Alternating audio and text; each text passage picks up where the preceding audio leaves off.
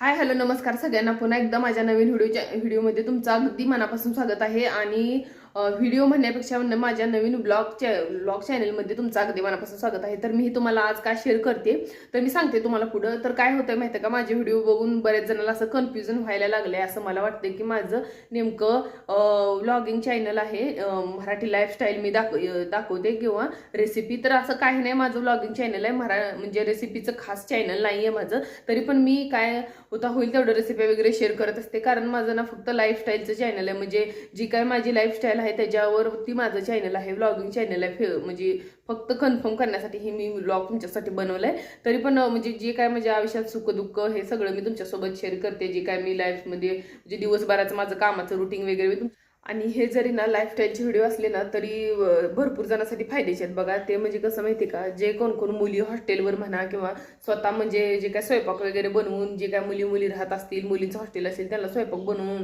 किंवा कोणी असं एकटं राहत असेल किंवा त्यांना स्वयंपाक वगैरे बनवले येत नसेल, तर त्यांच्यासाठी नाही एखादा बाय चान्स माझा व्हिडिओ गेला तर मग त्यांना समजते की बाबा म्हणजे एकदम असं हे टोटल रेसिपी बघायची काही गरज लागत नाही. कसं आहे माहिती का, एकाच व्हिडिओमध्ये मी 3-4 रेसिपी तुमच्यासोबत शेअर करत असते रोज डेली.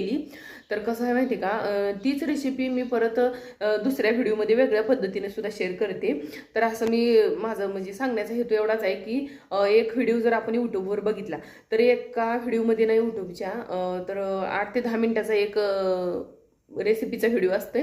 तर तसं नसून माझा फक्त एक 5-6 मिनिटाचा किंवा 7 मिनिटाचा व्हिडिओ असतोय.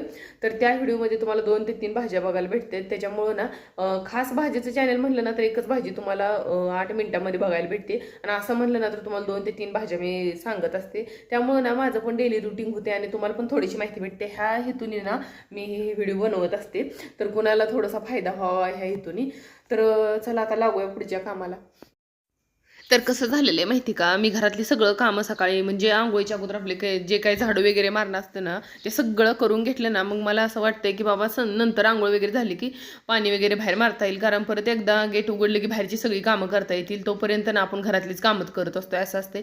तर म्हणलं चला 2 मिनिटाचं काम आहे, पण कसं आहे माहिती आहे का, बाहेर यायला वेळ लागतोय आणि मग ते करायचं मग तसंच राहून जाते. पण आता उन्हाळ्यात तसं करून अजिबात जमत नाही. काय होते माहिती का, आपण जर कंटाळा केला तर मग झाडांना पाणी सकाळी जेवढं म्हणजे पाणी आपण दिलं ना तेवढं चांगलं असते बघा उन्हाच्या अगोदर, आणि जेवढं ऊन उतरल्यावर पाणी दिलं ना तेवढा त्याचा फायदा जास्त भेटतोय. तर काय होतं माहिती का, उन्हात पाणी देऊन काही फायदा नाही. उन्हाच्या अगोदर किंवा उन्हाच्या नंतर पाणी द्यायचं सकाळी संध्याकाळी, आणि त्याच्यानंतर ही सगळं पाणी वगैरे देऊन झालं ना, मला मग स्वयंपाकाला पण लागायचं होतं.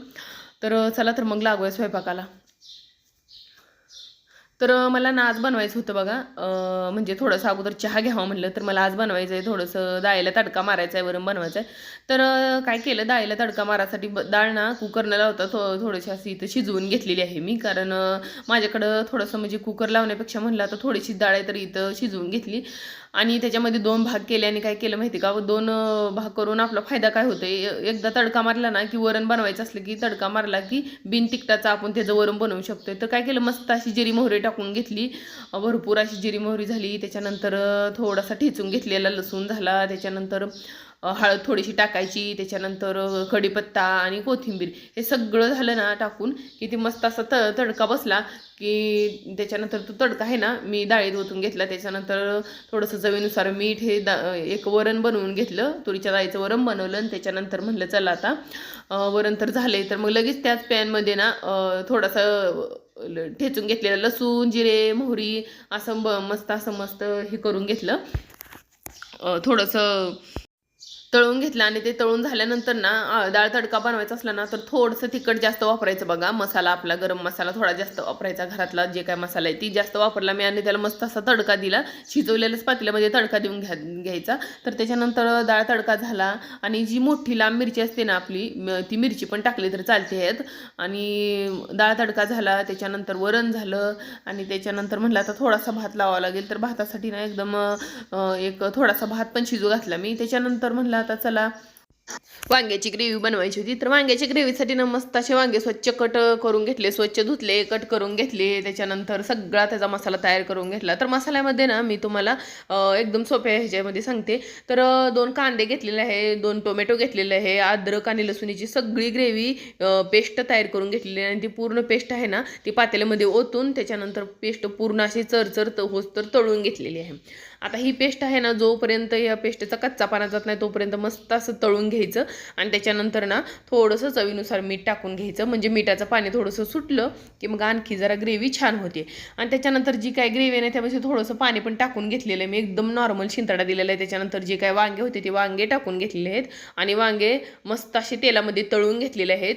आणि एक 5 ते 6 मिनटं ना मी त्याला एकदम बारीक गॅसवर वाफ दिलेली आहे. कारण कसं होतंय त्याच्यामध्ये थोडासा रस्सा करायचा होता मला. आणि थोडंसं रस्सा करायचा म्हणलं की वांगे अगोदर शिजवून घेतलं ना मग जास्त उकळावं लागत नाही. त्यासाठी ना ताट झाकून दिलं. आणि तोपर्यंत म्हणलं चला इकडं देवाला अगरबत्ती दिवा करूया. कारण देवपूजा वगैरे सगळं शेअर करायचं म्हणलं तर खूप मोठा व्हिडिओ होते म्हणून थोडं थोडं मी घेतलेलं आहे. त्याच्यानंतर देवाची पूजा वगैरे झाली. म्हणलं आता थोडंसं देवाची पूजा वगैरे केलं ना तर सकाळी आपलं आपलं मन कसं प्रसन्न वाटते बघा, निवांत वाटते. आणि पूर्ण आपला दिवस ना एकदम असा फ्रेश निघून. चला तर मी व्हिडिओचा इथंच एंड करते. तर भेटूया उद्याच्या माझ्या नेक्स्ट व्हिडिओमध्ये. तोपर्यंत बाय.